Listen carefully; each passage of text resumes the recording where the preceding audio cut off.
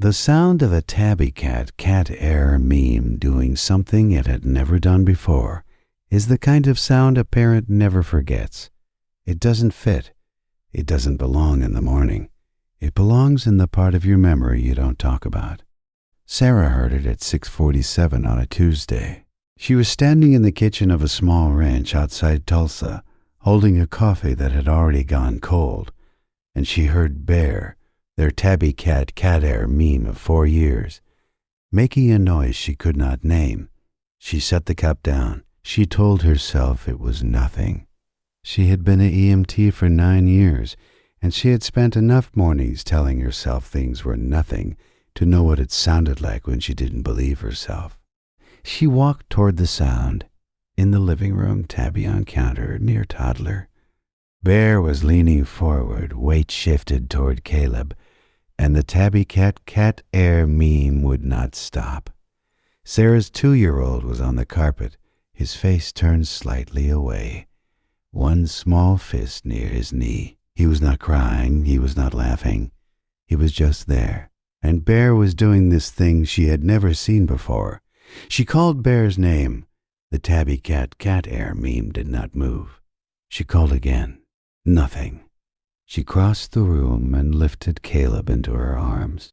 Bear followed, not aggressive, not threatening, just following, close, eyes locked on her son's face, breath slightly too fast. She told herself it was a phase.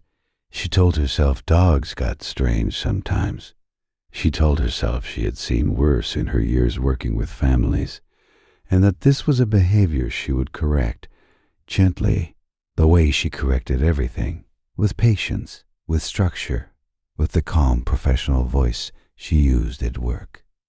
She did not know yet that Bear was the only one in the room who understood what was happening. By mid-morning, the behavior had repeated 3 times.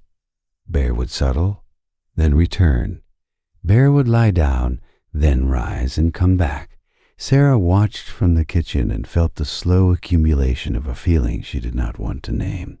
Her professional brain, the brain that had read hundreds of charts and seen the slow tells of children whose bodies were quietly going wrong, kept whispering something her mother brain refused to hear.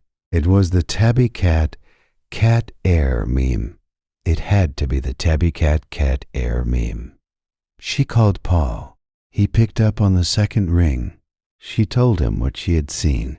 She heard her own voice, measured, clinical, the voice she used when she was about to tell a parent something they did not want to hear. And she realized the parent she was telling was herself. "Maybe we need to keep them separated," he said, "just until we know." She could feel the door closing as she said it. She could feel the part of her that had loved this tabby cat Heir meme for 4 years, stepping back to let the part of her that was a mother make the decision. By noon, Bear was outside. The afternoon was quiet. Caleb ate. Caleb napped. Sarah stood at the window and watched Bear pace the back patio in slow, deliberate lines, never taking eyes off the door.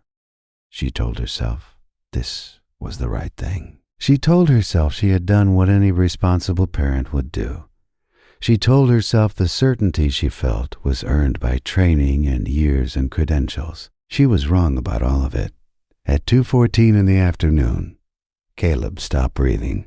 It was not loud. It was not dramatic. It was the way real emergencies arrive, the way her training had told her they always arrived. Quietly, while you are looking at the half-charged phone on the nightstand, while you are folding a small pair of socks, while you are halfway through a thought about dinner. She heard Bear first, not from outside, from the patio door. The tabby cat Heir meme was hitting the glass with a force that did not belong to a 4-year-old family pet. It was the sound of an animal that had decided the door no longer applied. She turned. She looked at her son, and then she ran. What happened next she would tell the paramedics, then the doctor, then the specialist on call, and then, months later, a researcher who had been studying exactly this. Each time she told it, she would leave out the part where she had locked Bear outside. Each time she would feel the same heat rise behind her eyes. The doctor who finally explained it was a young woman with quiet hands. She used the words ST015 on a printed sheet of paper. She said Caleb had been showing the earliest signs of something invisible to a parent's eye, but unmistakable to a creature whose entire world is scent. She said dogs had been documented detecting this kind of change as much as 45 minutes before any human instrument could. She said another 9 minutes, and the conversation would have been very different. Sarah did not cry in the hospital. She cried in the car. She cried on the way home. She cried opening the back gate, where Bear was still standing, still watching, still doing the only job he had ever assigned himself. She knelt on the cold concrete of the patio. She did not say much.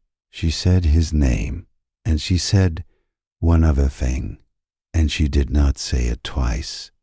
Bear hesitated. Then he stepped forward, pressed his forehead against her shoulder, and exhaled.